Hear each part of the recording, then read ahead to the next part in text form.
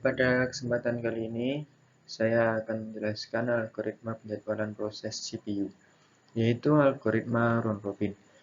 Algoritma penjadwalan proses CPU sendiri tidak hanya round robin ya, tapi ada beberapa algoritma selain round robin. Nah, langsung saja masuk ke materi. Round robin merupakan salah satu algoritma penjadwalan yang paling sederhana untuk proses dalam sistem operasi. Round robin ini ditugaskan untuk membagi waktu setiap proses pada porsi yang sama dan dalam urutan melingkar menjalankan semua proses tanpa prioritas ya. Jadi di sini algoritmanya tanpa prioritas atau dikenal juga sebagai eksekutif siklik. CPU mengelilingi aliran yang sudah siap dan mengalokasikan masing-masing proses untuk interval waktu yang tertentu sampai satu time slice atau disebut kuantum. Algoritma ini berjalan dengan menggilir proses yang ada pada antrean. Setiap proses akan mendapat jatah sebesar tim kuantum. Jika tim kuantum habis atau proses sudah selesai, CPU akan dialihkan ke proses yang selanjutnya. Nah, dengan proses ini memberikan keadilan pada setiap proses. Karena tidak ada proses yang diprioritaskan. Semua proses mendapat jatah waktu yang sama dari CPU, yaitu 1/n, dan tidak menunggu lebih lama dari n-1 Q, dengan Q adalah lama 1 kuantum. Proses load balancing sebenarnya merupakan proses fleksibel yang dapat diciptakan dengan berbagai cara dan metode. Nah, ketentuan algoritma ini, yang pertama, jika kuantum dan proses belum selesai, maka proses menjadi runnable dan pemroses dialihkan ke proses lain. Yang kedua, jika kuantum belum habis dan proses menunggu suatu kejadian atau selesainya operasi input-output, maka proses menjadi block atau pemroses dialihkan ke proses lain. Nah, yang ketiga, jika kuantum belum habis tapi proses telah selesai, maka proses diakhiri dan pemroses dialihkan ke proses lain. Nah, untuk lebih jelasnya, kita mulai saja untuk mengerjakan soalnya. Nah, quantum time di sini adalah batas proses. Nah, untuk setiap proses itu 4 detik ya di sini. Quantum time itu adalah batas proses. Di sini batas prosesnya adalah 4 detik. Nah, selanjutnya adalah burst time.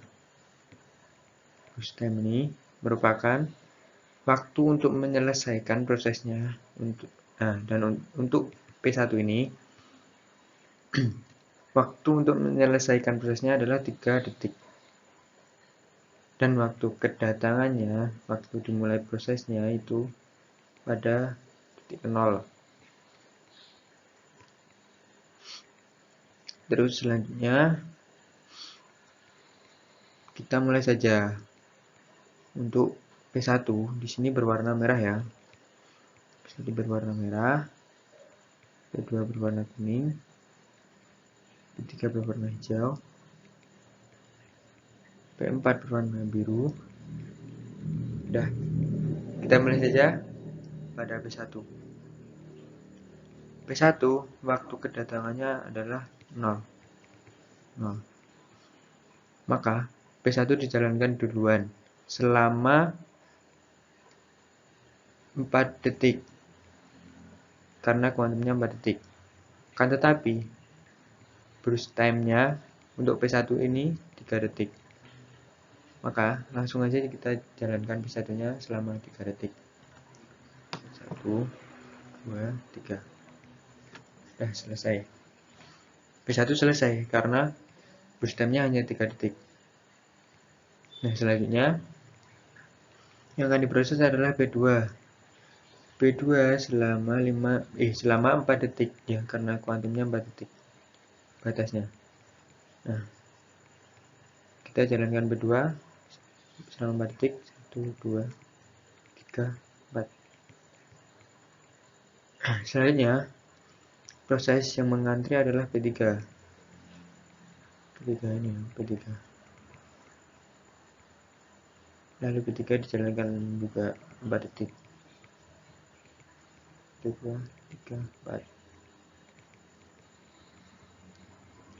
Nah, selanjutnya ini kenapa yang diproses adalah P2 bukan P4.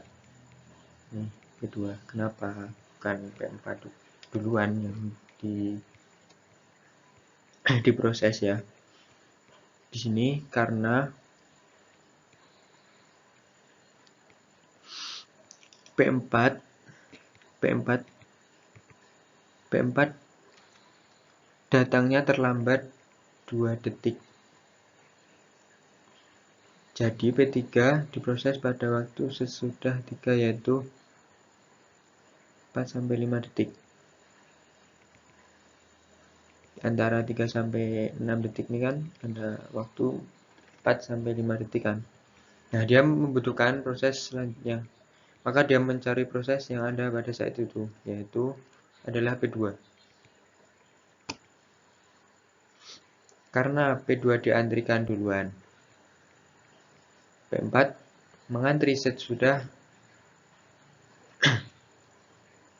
P3 dijalankan 2 detik. Nih kan jedanya 2 detik. Nah, jadi P4 ini diantrikan sesudah P2. Jadi P2 duluan, baru P4 di sini. Nah, P2 dijalankan lagi 4 detik, baru P4 selama 4 detik juga.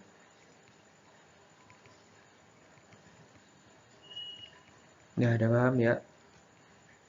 Kenapa P2 duluan? Jadi yang diantrikan duluan itu P2 karena di sini prosesnya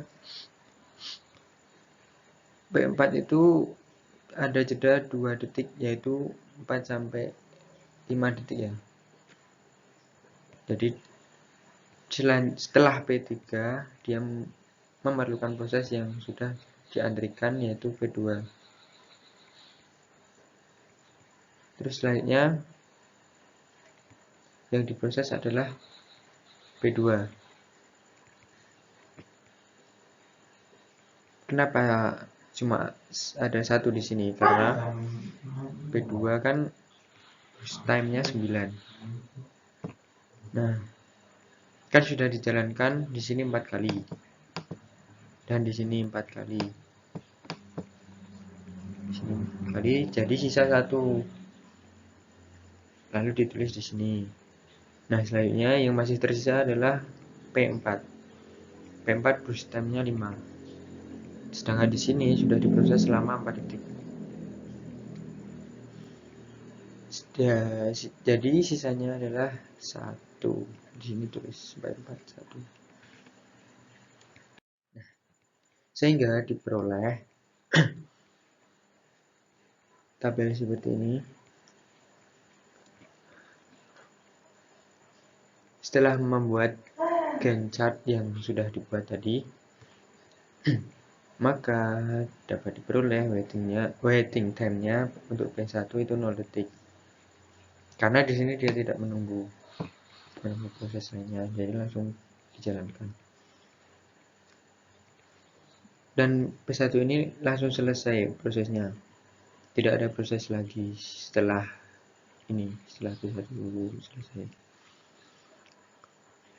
Nah, selanjutnya P2. P2 waiting time-nya ini ada 3 detik ya. P2 waiting time-nya adalah 3 detik, ditulis 3 detik di sini, ditambah di sini yang hijau. Nah, ini waiting time-nya P2 ya, jadi tambah 4 detik. 4 detik. Dan di sini yang biru ini, nah ini waiting time-nya P2 juga, ditambah 4 detik. Nah, karena P2 waktu kedatangannya ini 1 detik, maka dikurangi 1 detik ya. Karena kan dia tidak menunggu pada saat ini, saat sini, pada saat waktu kedatangannya. Nah, seterusnya untuk P3 dan P4 Untuk ketiga, waiting timnya adalah yang pertama 3 detik, yang kedua 4 detik. Nah udah ya, 3 sama 4 detik. Karena waktu kedatangannya 3 detik, maka dikurang 3 detik. Selanjutnya P4. 4 di sini ada 3 ya, yang pertama 3 untuk P1 yang merah ini, dan P2 tambah 4, 3 tambah 4 tambah 4 lagi, ini yang hijau, ini tambah lagi di sini, tambah 4 lagi, dan di sini masih ada kan P4 di sini masih ada, tambah 1 ini, tambah 1 detik. Nah karena datangannya 6, maka dikurangi 6.